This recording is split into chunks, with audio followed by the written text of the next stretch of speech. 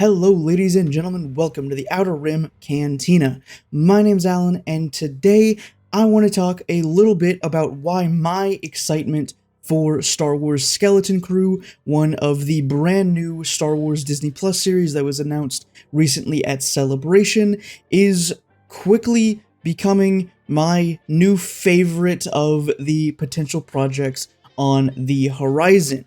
But before we dive in, if you enjoy the video, then don't forget to give it a like. Those really do help boost the channel in the YouTube algorithm, and any support is appreciated. If you love Star Wars and want even more discussions, analysis, news, and theories, then subscribe to the Cantina today and turn on post notifications so you never miss an upload or a live stream. We just got a little bit of new information about the show today, which is that it is apparently set to have the highest budget of any of the Star Wars series on Disney Plus so far, coming in at a whopping $136 million.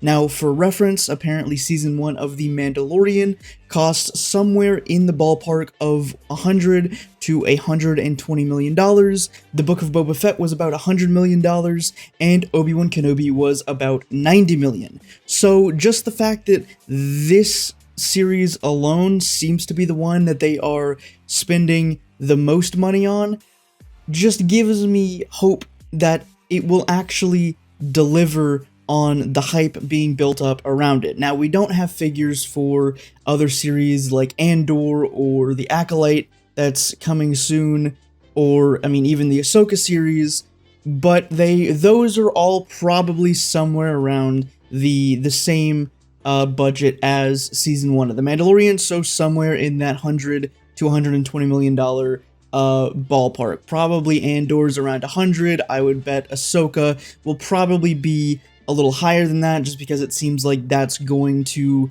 really be their kind of golden egg series that they're going to focus on when it gets closer to the actual release window, but we'll just have to wait and see. So for now, we just have figures for a few of the shows that have already come out, but Skeleton Crew is shaping up to be the most expensive. Now, obviously, there are various and sundry reasons for why the show might be the most expensive, namely just because inflation is a thing. We've all felt it in our everyday lives. Things are just more expensive now than they were. So, with that in mind, it would kind of make sense that right when they were making The Mandalorian Season 1, they had $100 million for it.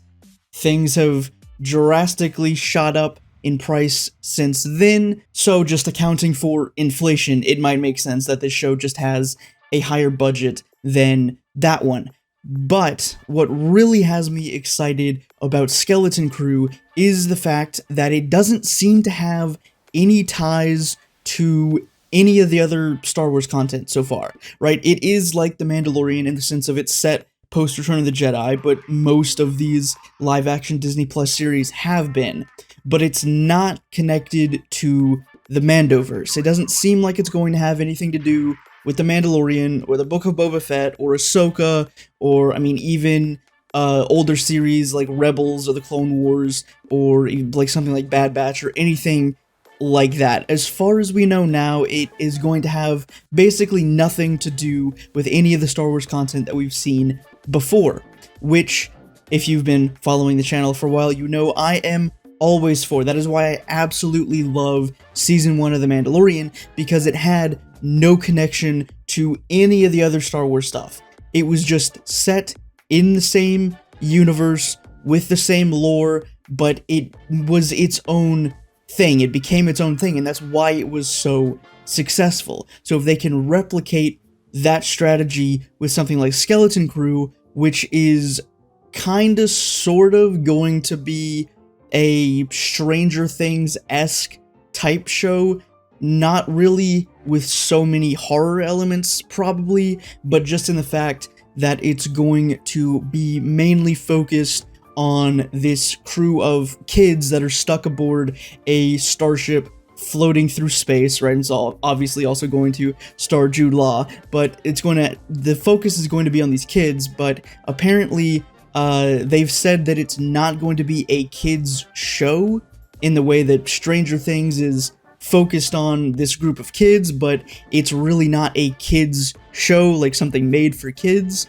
So there is hope on the horizon that Skeleton Crew will shape up to be something fantastic, and we can only hope that is what the case is, now that we know that it's going to have the highest budget of any of the series so far, and hopefully go back to the root of doing its own thing, giving us original content, original planets, characters, storylines, all of that stuff, without relying heavily on legacy planets, legacy stories, characters that we've seen before, or anything like that. Just give me everything completely brand new, and I will be absolutely ecstatic about it.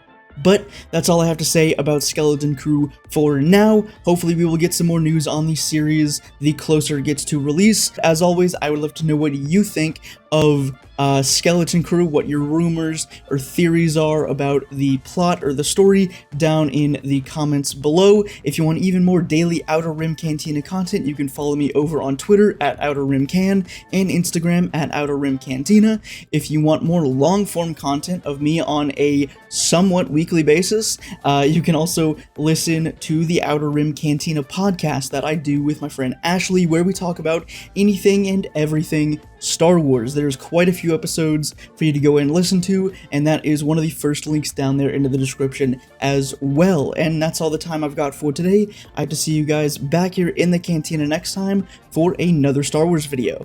Until then, may the Force be with you.